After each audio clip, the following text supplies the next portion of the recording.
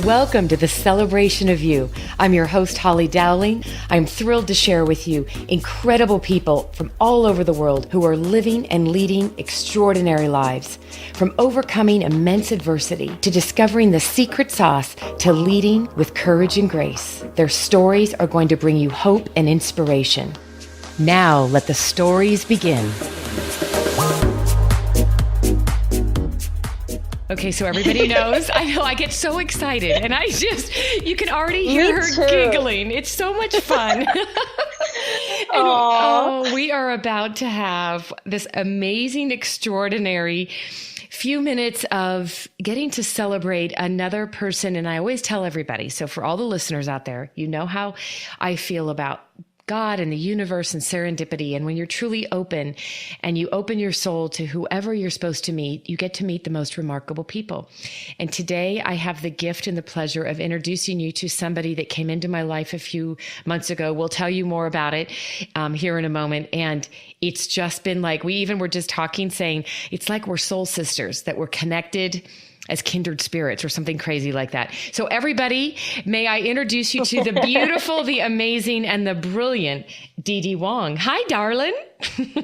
Hi, thank you so much for having me on, Holly. I am so excited to talk to you and share just whatever you want me to share. I'm an open person. I am all about just being free and honest and inspiring to other people who are, maybe going through the same journey I'm going through. And I have got stuff going on. So I definitely want to be able to share that with the world. Oh, and I have to say, okay, so I get all excited because Didi and I met. All right, let's just tell everybody. We met at the United Nations Foundation annual event for Girl Up. We're both partners of Girl Up, but we've never met. Yes. Yeah. So we're both out there being big proponents and champions. And then we finally get to meet. And we're like, where have you been my whole life? And yet, my darling, the thing that's fascinating is that I meet you, we have this incredible, conversations, and then I see your bio and I'm like, are you kidding me? Like, Didi, you have done and continue to do so many remarkable things. I don't even know where to begin. So I think where we'll start is tell us, just so everybody gets an idea of your current world. What are you doing that you're passionate about? Tell us about what you're currently doing in your world, in your life, in your businesses, anything you want to share. So very, very currently, I would go from literally a week ago. I just booked a feature documentary that is going to be called Impact. And it's the producer is one of the ones who created The Secret, the movie. And we've got directors from Belgium who are coming, and they're all about body language and experts in coaching. So I am thrilled to share my biggest news for you, which happened this past week, that I signed a contract to do a movie. So they are basically going to start filming on the 26th of September, which is just in 2 weeks. Yes. And they're going to follow me for 1 year. And Didi, I'm freaking out. Oh my gosh. Wait, we have to stop for a minute. Congratulations. Thank you so much. Okay, sorry, I had to go. Like, I just can't stand this. This is amazing. And you know what? Through all this goodness that's come my way, the deep thought I've had in the last week is that I've discovered who my true friends are. And, I don't want to be a downer right at a celebration, but we're talking about life. And we're talking about, yes. We're talking about life. We're talking about sharing the truth. Of course, I am so excited about booking the movie and being one of the stars in the movie. And this is a big deal for me. But the truth be told, my past week has been kind of struggling in my personal friendships. So, with all that, I don't know if you want me to go into it right now, or if you want to tell you about more other projects that's going on. But I'm all over the place to tell you whatever you want me to tell you. But right before I booked this movie, I did do also a TV show that is a spin-off of Shark Tank, and it's called Entrepreneur Elevator Pitch. I'm one of the 4 judges in Oh, 2 episodes. Yeah, yes. so I am seriously out there trying to help other people grow in their businesses, in their personal life. So that is actually launching on the 20th of this month on Amazon Prime, on Google Gold, YouTube Red, and entrepreneur.com. Um, so I am just excited to share with the world what I have, and I want to keep learning too. I'm not the expert in everything, so I really, through all this journey, is I'm learning so much about myself and my surroundings and my people around me. So it's really been very exciting, but a lot of deep thinking happening in my Yeah, world. yeah. And you know what's amazing? I mean, and everybody that listens knows. And Didi, we have listeners, I just want you to know, all over the world, in every continent. And I always say, every human being, it doesn't matter your age, what you do for a living, your education or not, we all have been put on this earth with gifts. And this show, if there's somebody you get to hear from that can give you hope and help you believe again in you and your gifts and your, the people in your life, to be there to support them and lift them up. And I had no idea, right? All of this, look at the timing of the show, that we've spent a I know. month trying to get you to be a guest on here. And now I'm so glad it didn't happen sooner because of this amazing. So where do we start? I'm going to say, let's start, because I love that you're so genuine and authentic and real. So for everybody out there, most people can't even fathom what it's like to land a movie deal and to think that they're going to be following you for a year. And the name of this, I love the name Impact, because it takes me to a story you and I will share here in a few minutes when we met. Mm-hmm. But talk to us. This is a really good thing for people to hear. What do you think's happening that this is causing issues with friendships and personal people? I think I have a feeling, but tell me what's going on inside you. What's happening? Yeah, and I haven't quite worked it out yet because everything is so new, and I have, spoken to the close people who are in my circle. Just when a woman becomes successful, or going that direction, other women in my life have been showing different, I guess, non-supportiveness. I don't know how to really describe it. It's a true emotion that I'm feeling, that I'm trying to grasp myself. So I'm feeling that some of them, I don't really love to use the word jealous, but Right. Yeah. it is also a very real human feeling, and I totally get it. And so I'm also trying to be a little lenient towards that. I know I have to be, thinking about what's happening in their lives, and, so perhaps their perspective is so different, or they weren't able to step into the, congratulations supportive stage for me, because they're going through a lot in their lives, so, but I was feeling it through some girlfriends, not just one, two, but like three special women in my life. And so I'm kind of just wondering, and trying not to judge it, but also accepting that I do have my own emotions also, and I have my feelings, and just trying to come to terms with it and see if maybe I should bring it up in a real conversation with these women, or they say that you can carry kind of dead weight in some friendships in your life. And I'm all about,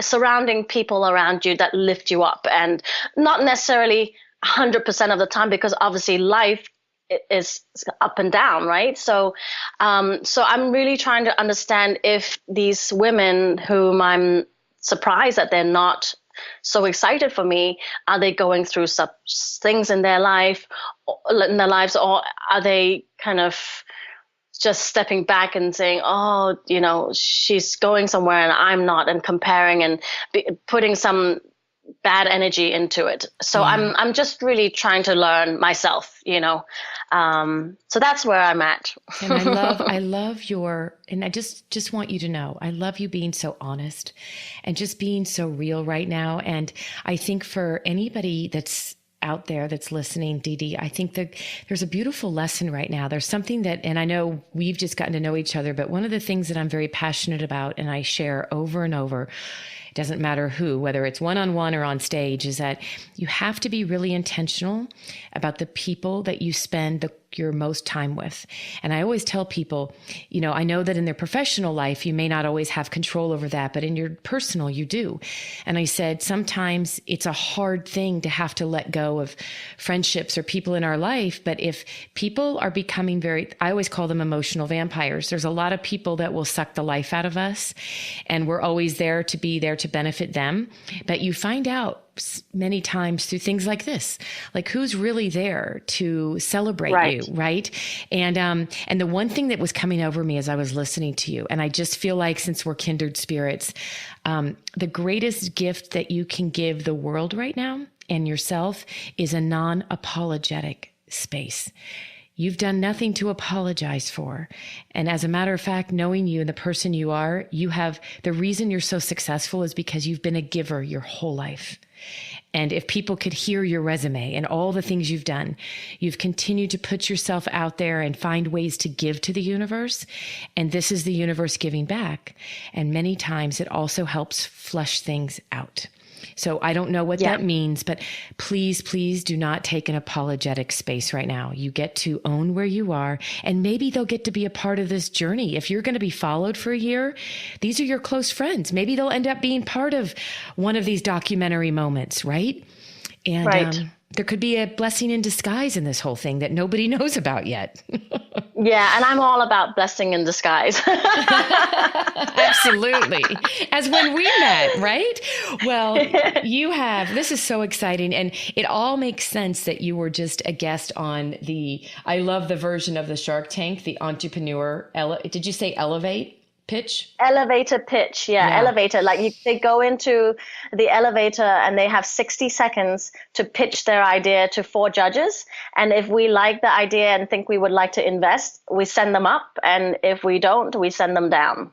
Oh, and so you got to do 2 episodes. Is that right? I got to do, yep. So, and the good thing about this show is a little bit different to Shark Tank. Shark Tank has, each shark actually tries to get the deal, and they kind of argue and banter back and forth about who can do better, but this one, all 4 judges actually have to agree to invest together in the deal. So it makes it even more exciting. Oh, I love that. There's something really cool about that. Okay, I got to make sure I'm watching this. I want everybody to watch this because let's face it, there's so many great people. And this is what takes me to where I want you to take us down the path. You are a huge philanthropist. You're an angel investor. You've made it a passion of your life to find ways to give back and invest. But take us from the beginning. I want to go to a pivotal moment maybe it was in your childhood or as a young woman, being all the moves you've made. But tell us about a really early pivotal moment for you that you believe has shaped your life for who you've become today. Well, I have 2. One, when I was probably only 7 before I went to school in England. I went when I was 9. So it was before that. And I was 7 with my cousins, and we're all girls. I have 2 sisters. My 2 closest cousins back then, also 2 girls. So we formed a girls club, which is just so much like Girl Up. We formed a girls club. And we started making just using strings to make bracelets. And I remembered the pivotal moment is basically when we all made a bunch of them, probably about 12 of them. And just whenever my parents had dinner parties or had friends over, we would go to aunts and uncles. We call them aunts and uncles, no matter if they're real aunts and uncles or not. To ask for, would you buy this to support our club? So that was really my very first business moment, and I remembered right away it was a positive experience, and that I found the meaning in doing the work, which is making the bracelets, taking the time to actually do the work, making the product, and then actually being able to be creative, which is also part of my passion, just picking the colors, as simple as it is. back as it was back then. I did get to pick my colors, do my bracelets, and then go and sell it to the aunts and uncles, and did very well. We made great money, and then we would go and buy ice cream. So that was a very pivotal moment for me, business wise, as an entrepreneur. And then and then I jump, several years later, when I was 15, I was in a boarding school in England, and I was vying for a music scholarship. My sister got a full-term scholarship academically, and my younger sister, also very bright, who ended up getting a music scholarship. But I was the only one who didn't make the scholarship, and it was literally one of two people at the end. It was me and this other girl. And I know I have my musical talent. I was confident, and I was doing everything I could to try and get the scholarship, because my older sister got one, and I wanted to do that for my parents. And also, I'm a hardworking Chinese student. I'm just so Chinese in that ways. I am a very good student. Whenever I start to learn something, I really focus and I take really good notes. And so anyway, back then, when I was 15, I didn't get the scholarship. It was probably the most pivotal moment in my life that I think back, that I didn't get what I want. And, the teacher actually came in to tell me, this other girl who is just as good as you guys were totally on the same, the same talent. But the thing is, she really needs the money. Like, her family is really in need of the scholarship. So we decided to give it to her. This was a private conversation after the fact, because I was so close to the director of music at my school, and him and I were almost kind of like really good friends, rather than just teacher student. And this is way after I left the school, by the way. He didn't tell me right away. Okay. So this didn't. But I left. I left the school wondering why I didn't get the scholarship. But then we kept in touch, and then he told me. So he didn't violate any school rules or anything. But he did tell me, and I kind of was contemplating that conversation.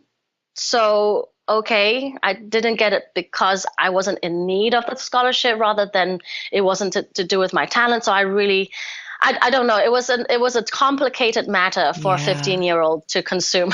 Absolutely. But thinking back, those were definitely my pivotal moments. I had a positive experience when I was young with the bracelets, and, as a young entrepreneur, and then as a 15-year-old who worked really, really, really hard to get the scholarship. I didn't get it. So it was a good success and failure experience, I guess. And what's fascinating, though, Didi, look at the early on career. You've done so much. You went on to be a director at the New York City Ballet. You went on to do public relations for huge studios. You've worked with all kinds of celebrities in the music industry.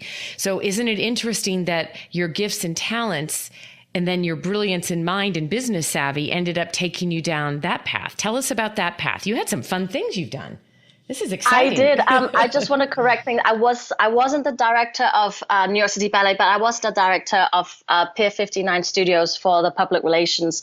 But I did get to meet so many amazing just people out there at a young age. And, but I was also at a place where I was working for them.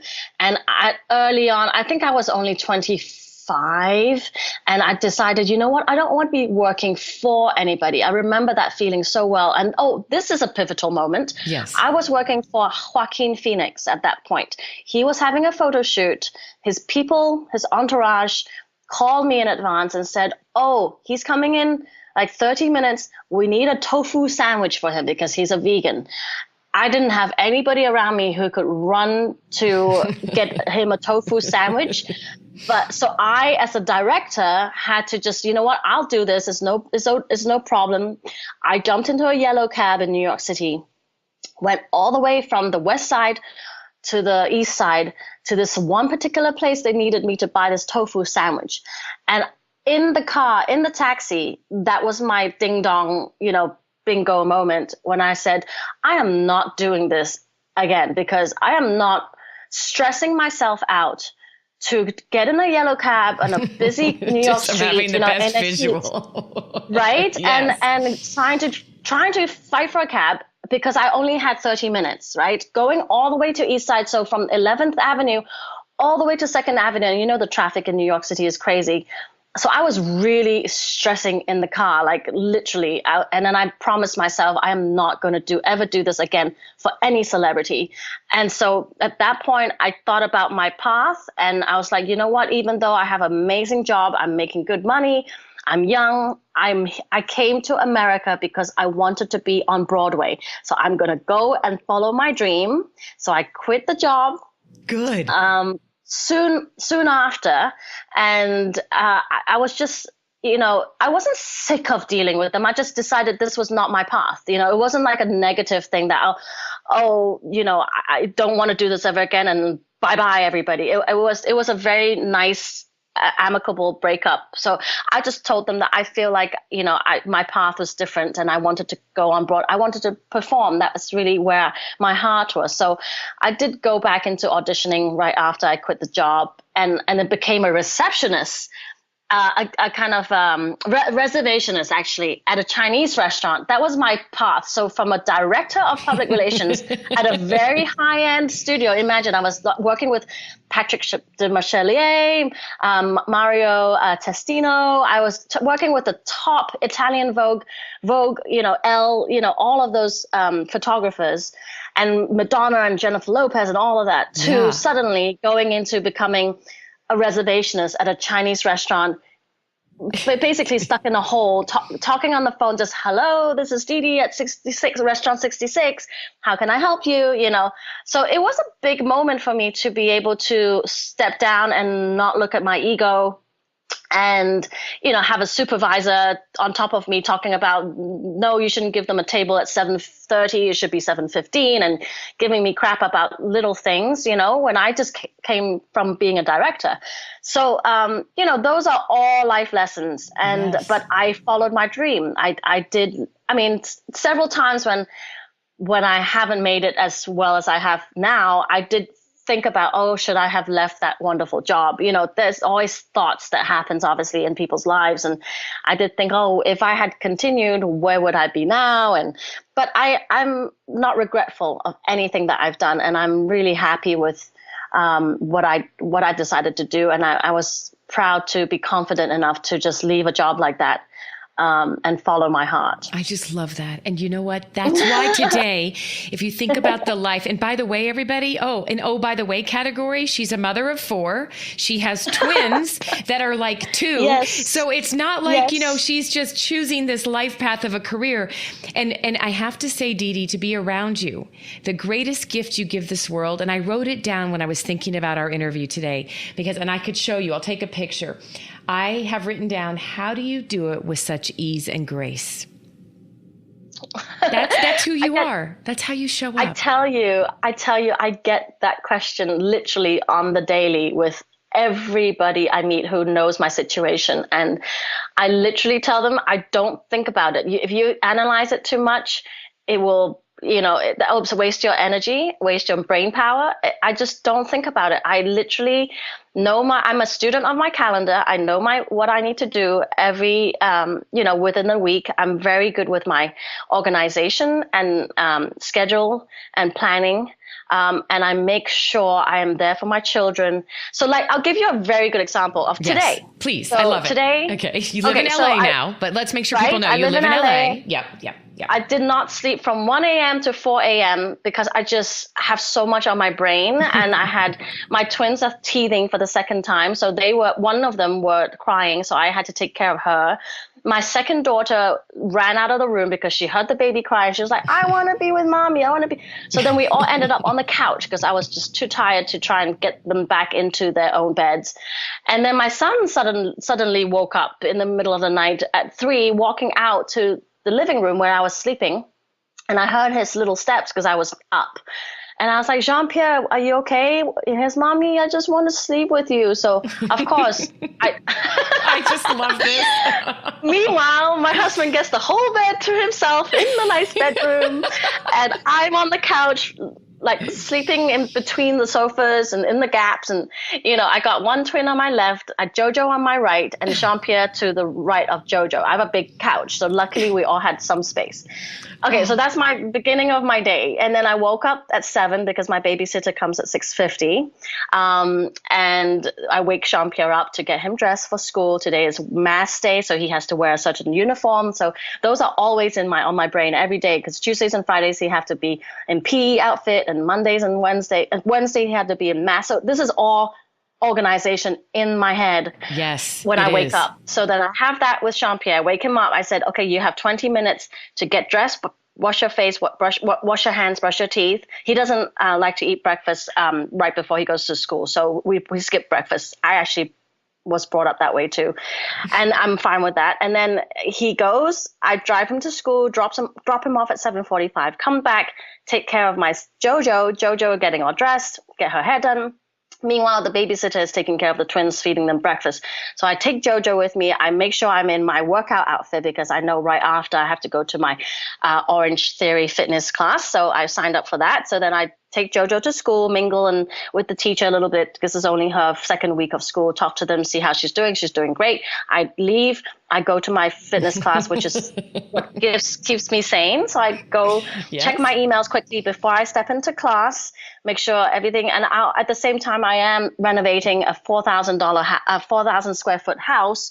So I'm also trying to talk to contractors and talk to tile lady so I'm constantly just quickly checking emails, answering people so they don't think I've disappeared. I go into my class, do a great workout. I lost 647 calories today in my class, and then come out, check my email again, sat in my car, probably for 45 minutes answering to my team, everybody who needs some answers from me today.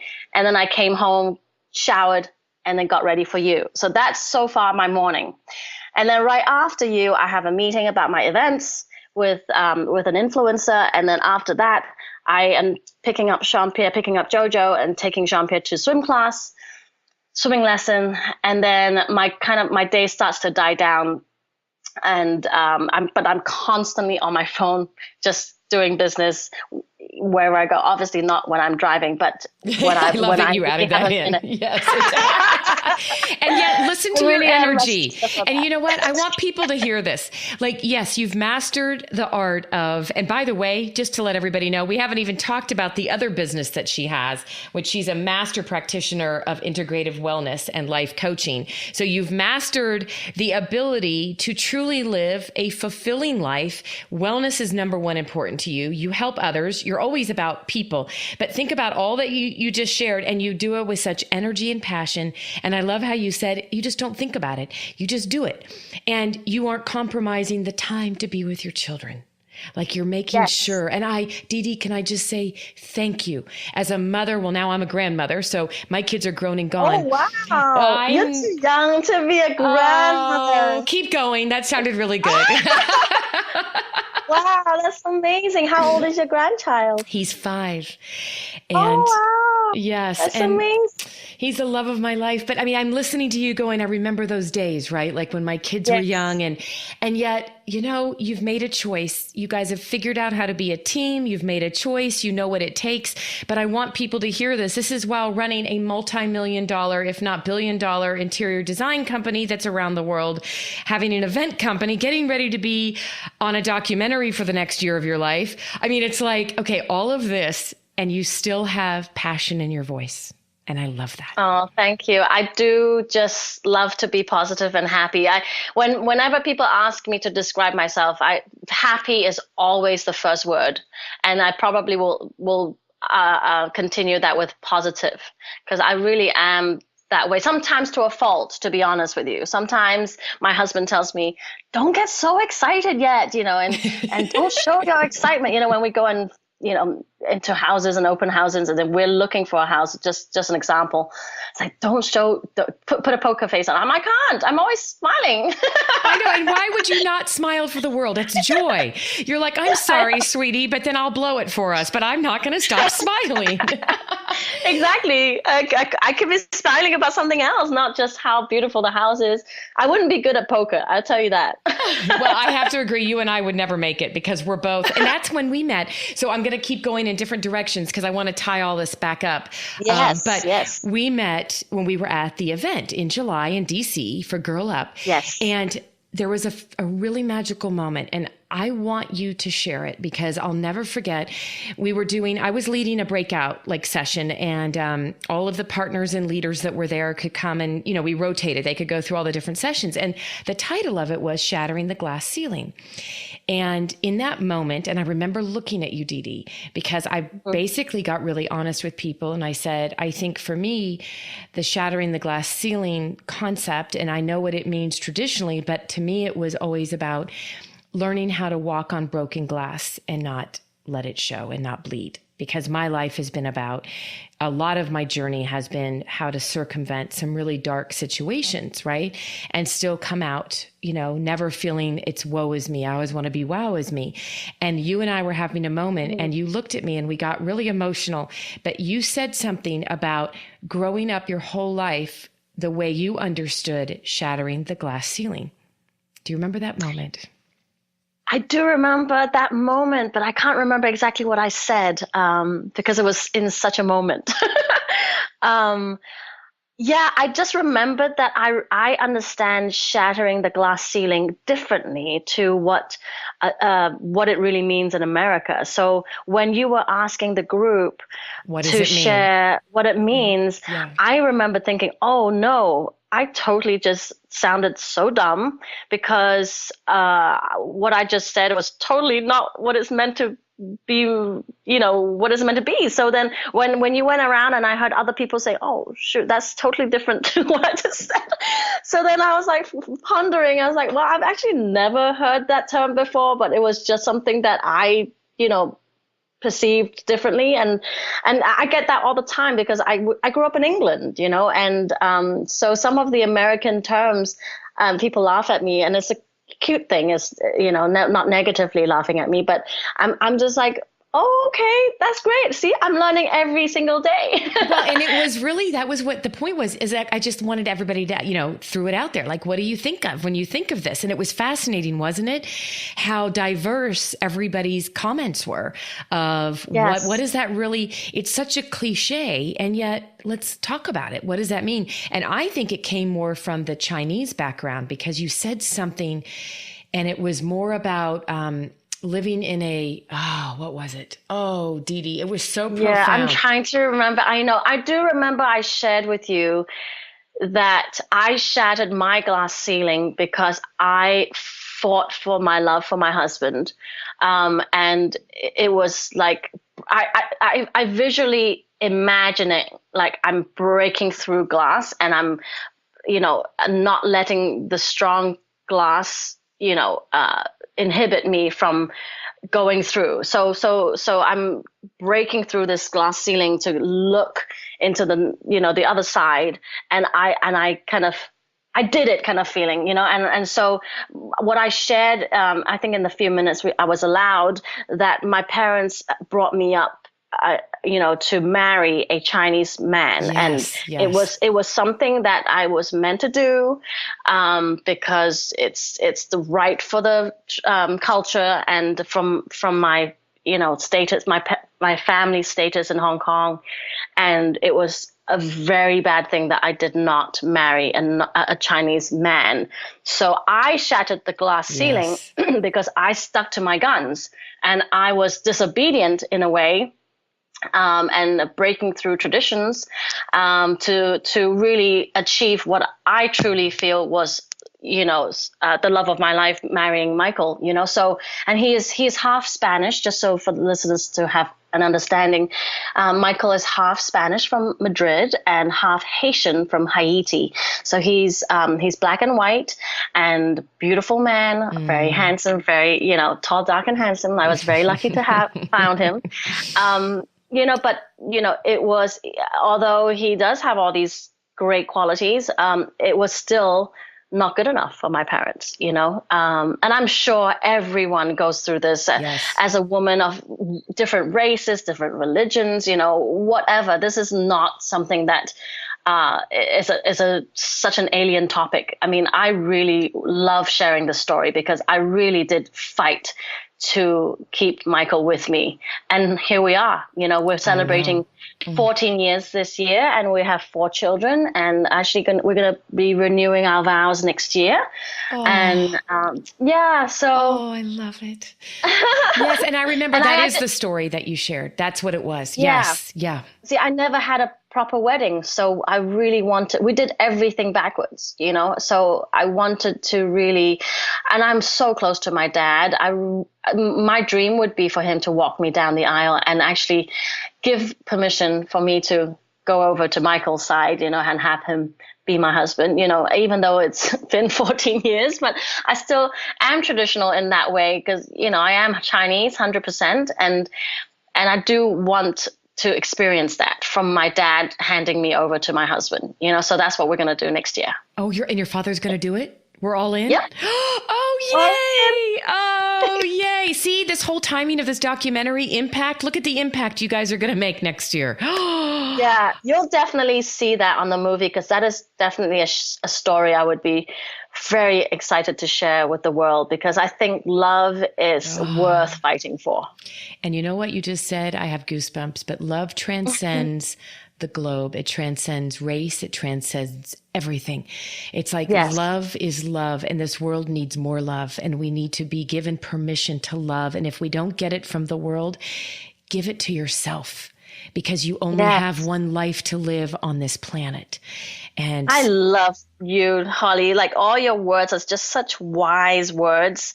And, sometimes it may come freely to us, but other people like really, really need to hear this. And I, for one, of course, I know what you're saying, but when you say it out loud and I hear it again, and I'm just like, you know what? It is so true.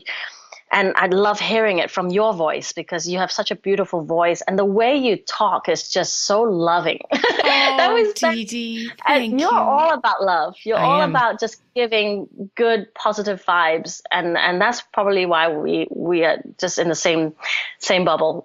Well, it's back to being open to whoever, wherever your soul is supposed to be and being open to just what this gift of this life is about. And, we've all been through our stuff, right? But it's not, using that as a crutch or as an excuse. It's about choosing to continue. I choose everyday love. I choose joy and I choose love, Didi. So thank you for what you just said. And that is why when we met, it was like, we were just talking, we have to tell everybody, Didi had to leave right at the event because she had to catch a flight back to LA, and she came over to say goodbye. And we were just having this like moment. We couldn't stop talking. And then somebody came to try to interrupt us and said, whatever they needed. And we were like, no, we're not done talking. But you actually told me, you know what, don't tell me anymore because I want to learn more. And you just gave me your card. I'm like, okay, we're going to be in contact. And then that's when we left. And I was like, I promise you we'll be in contact and we'll talk and we'll talk and we'll talk. And I just love how everything has organically manifested, that we are talking now and you just got this movie deal. So as we wrap this up, I have one thing that I love to ask my guests, and you have no idea that I'm going to ask you this. So, no, it's all good. It's all good. Okay. So if you were to go back, and I'm going to say 25-year-old self, who you were at 25, and if you were to give that young woman advice based on what you know today and who you are today, what advice would you give her?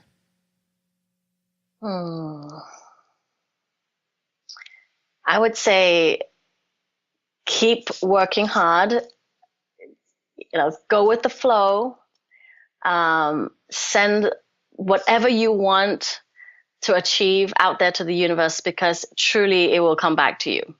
And as to why you are now, as we end this, I want you to tell us all about Impact, this movie. What do you know about this?